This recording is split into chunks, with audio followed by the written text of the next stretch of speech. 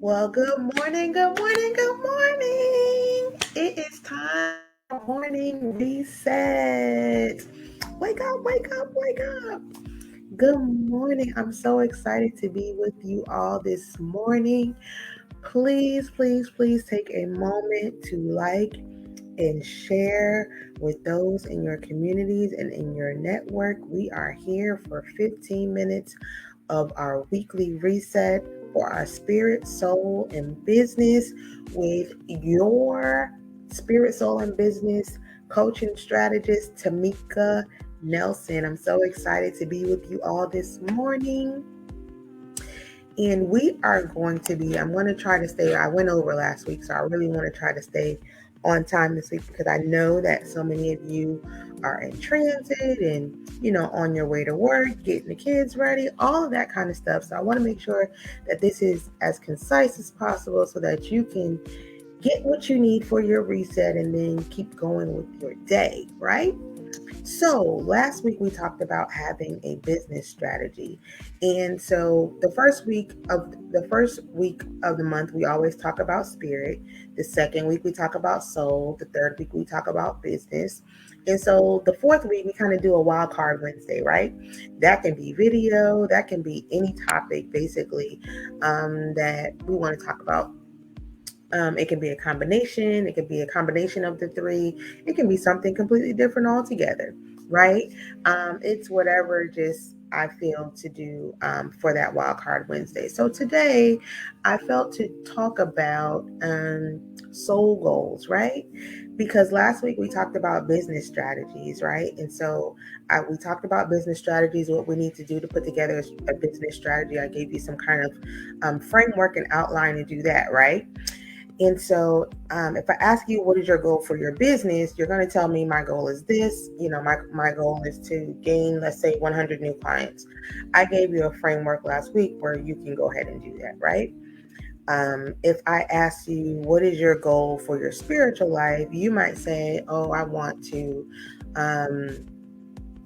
increase my prayer life, increase my study time. And if I ask you what's your strategy for that, you're going to say, well, I'm going to be more intentional about my devotional time, maybe coming up with a Bible plan, whatever the case may be. But if I ask you, what is the goal for your soul? What is your answer? And then if I ask you, what is your strategy? Do you have one?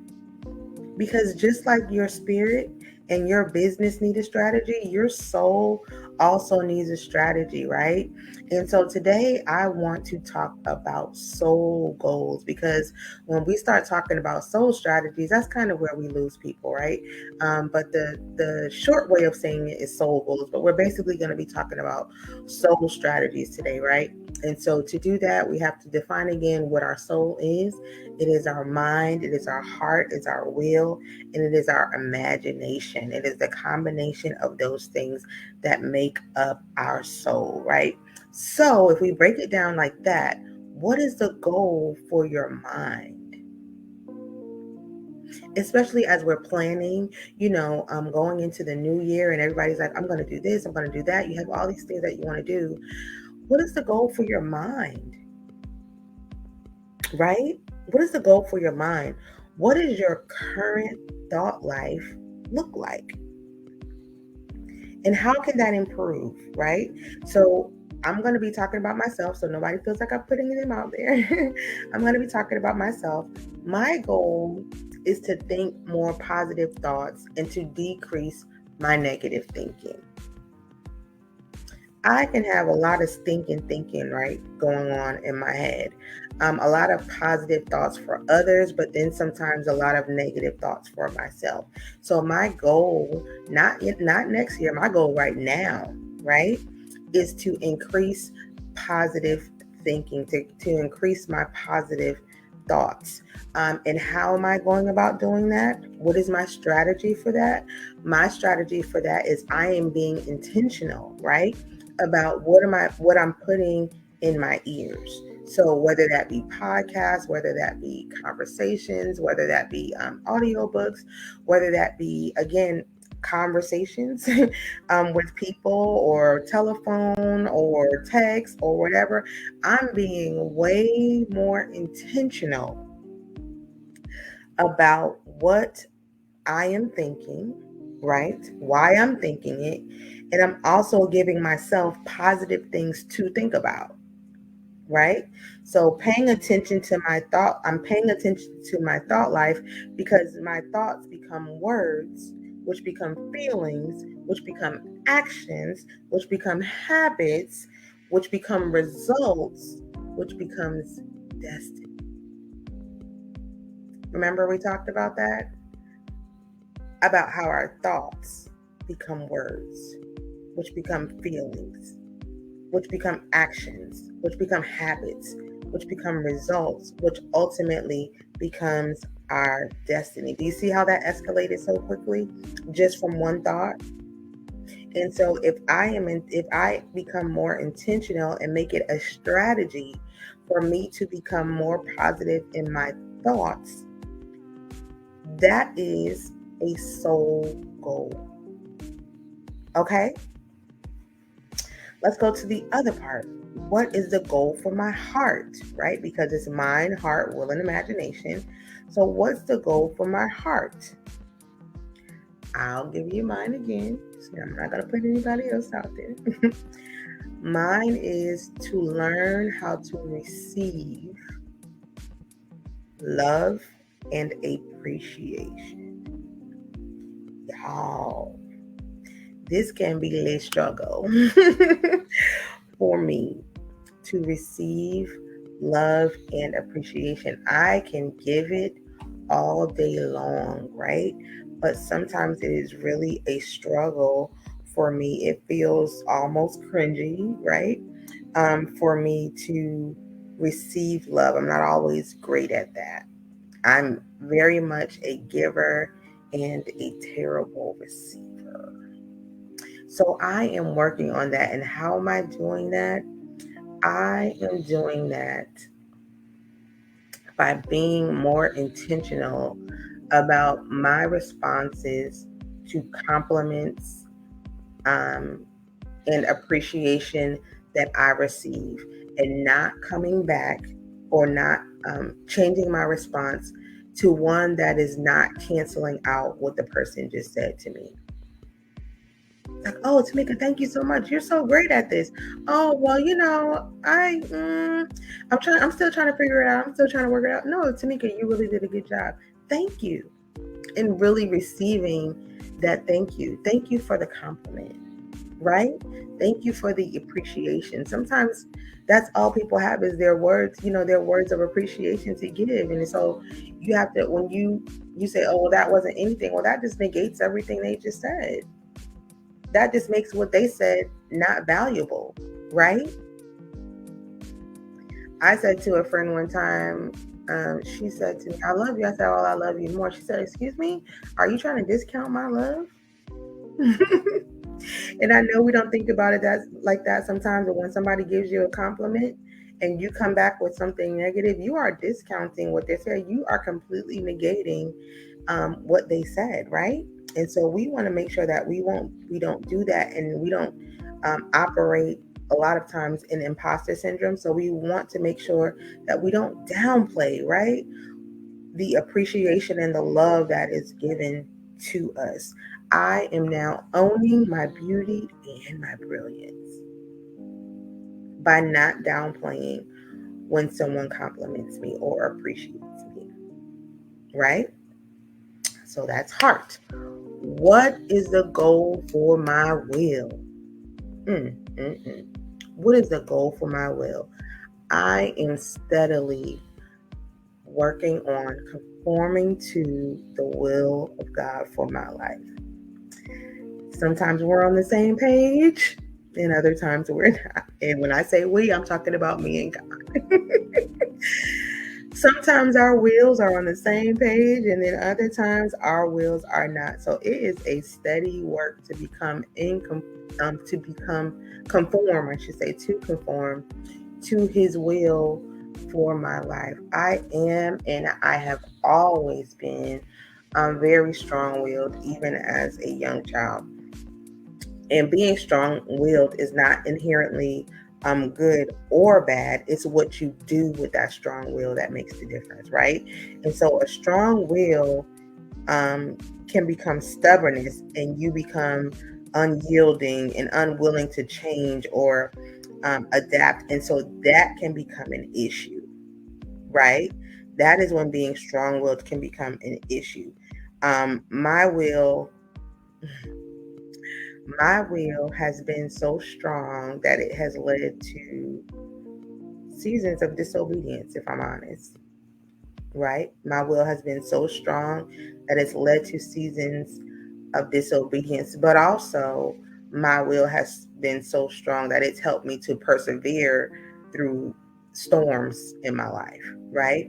And so um, you can want what you want so bad that you ignore the promptings and the gentle nudges of the spirit, right? And so I don't want to do that because that only makes bigger problems, y'all, right? That makes bigger problems. So I want to continue to conform my will to his, to be intentional about God's will for my life. That is my sole goal for my will. That is my sole goal. I want to be intentional about conforming to his will for my life. And like I said, you can want what you want so bad. Excuse me. You can want what you want so bad that you just completely ignore what the spirit says or the promptings of the spirit. One of my friends, I was talking to her one day, and she had heard a preacher say that the enemy of discernment is desire, right? And so we are supposed to be discerning what the will of God is for our life, but sometimes our desire can be so strong that it completely overshadows that discernment for his will for our life. And so we have to be in a constant state of um, prayer and intentional, again, saying that again, being intentional about God's will for our life so that we do not miss it, right? um, and making sure that we are not so strong-willed that we are missing his will for our life. Um, what is my goal for my imagination? I attended a conference this weekend, and it just reminded me how important it is to be in rooms and environments where your imagination can just run wild and free. It is so important because with imagination comes compensation. With imagination comes compensation. When your mind is free to think and create, you start creating all kinds of money making opportunities, right? But when you are stressed and pressed and trying to do this, that, and the other, and you haven't had any time to think clearly and just allow your mind to want to run free, those are the times when you're just trying to come up with your next. Oh, what am I going to do next? What am I going to do next? I need some income. I need some money. I need to come up with something. And so you steady running your, like a hamster in a wheel, just running, trying to come up with something, right? When if you can just get in a quiet space, or if you can, depending on who you are, or you can just get in a creative space, right? Whatever that creative environment is for you, because for some people, a creative environment is theater or something amongst people, something loud, concerts, and things of that sort. For other people, like myself, a creative space is solitude. A creative space for me is being by water. Like, so it's some, it's the nature side of it. So sometimes, creative spaces are different for different people, but just knowing what that space is for you and making sure that you're getting yourself in those spaces as much as possible, y'all. I know life is life, and life is life, and life is life. And but when you get yourself in those environments, with that imagination comes compensation and money ideas.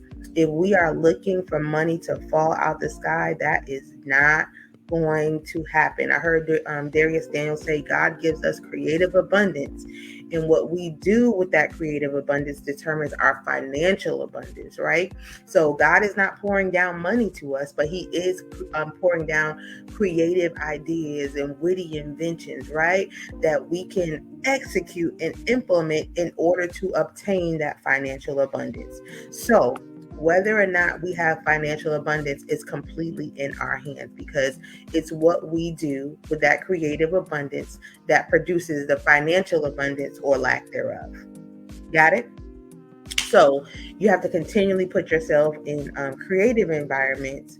Like I said, find out what that creative space is for you and get there so that you can create opportunities for yourself and for others. The Bible also says, "Beloved, I wish above all things that you will prosper and be in health, even as your soul prospers." So my question today is your soul prospering, right? Do you have a soul goal? Is your soul prospering? If not, you need to use these questions that we asked today and come up with a strategy for your soul. You need to come up with your soul goals. What is the goal for my mind? What is the goal for my heart? What is the goal for my will?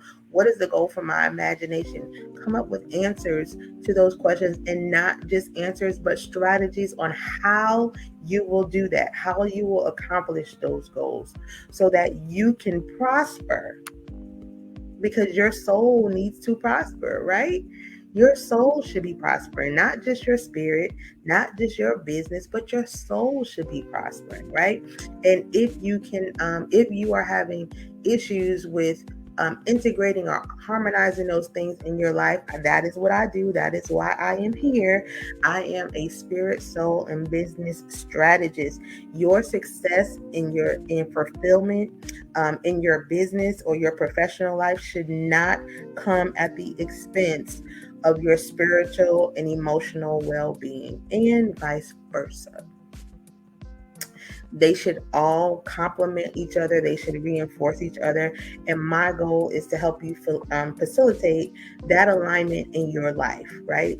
So that you can lead a more balanced, a more purposeful, and a more meaningful life. A lot of times we get those things kind of out of balance. And so that is why I am here. If you are interested in our upcoming coaching program centered around your spirit, soul, and business, please, please, please email hello@tameeka.online.